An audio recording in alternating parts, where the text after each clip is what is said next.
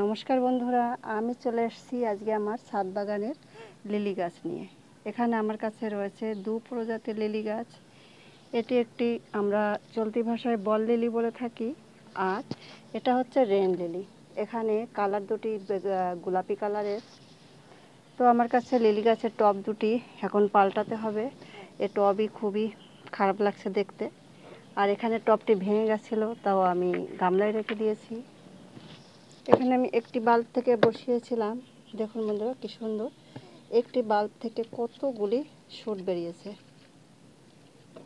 তো আমি যখন রিপোর্ট করব তখন লিলি গাছগুলিকে আলাদা আলাদা করে আমি 2-3টে টবে শিফট করে দেব, যে কারণে আমার লিলি গাছগুলি বেশ ভরে উঠবে।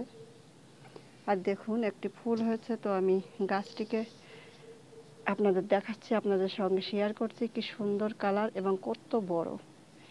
এদিকে এই ছাতির টাইপের যে ফুলগুলি হয় বেগুনি গোলাপি কালারের, সেগুলো আমি দেখাতে পারিনি কোনো কারণবশত। যাই হোক, এগুলিকে এখন আমি রিপোর্ট করব।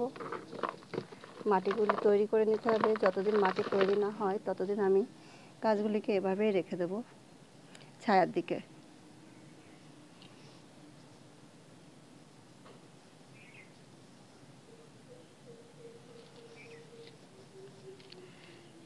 সাধারণত একটি বাল্ব লাগালেই আমরা অনেক বাল্ব পেতে পারি। তো এই গাছটি আমার বয়স প্রায় 2 বছর। 2 বছরে একটি বাল্ব বসিয়েছিলাম, সেখান থেকে প্রচুর বাল্ব তৈরি হয়েছে।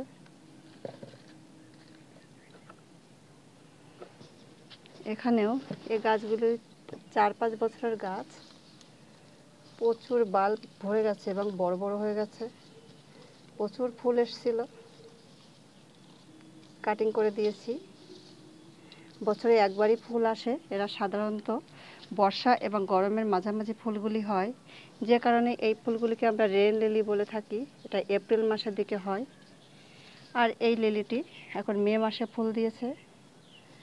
যাই হোক বন্ধুরা, আমার এই রেন লিলি ফুল গাছগুলি আপনাদের দেখে কেমন লাগলো কমেন্ট করে অবশ্যই বলবেন।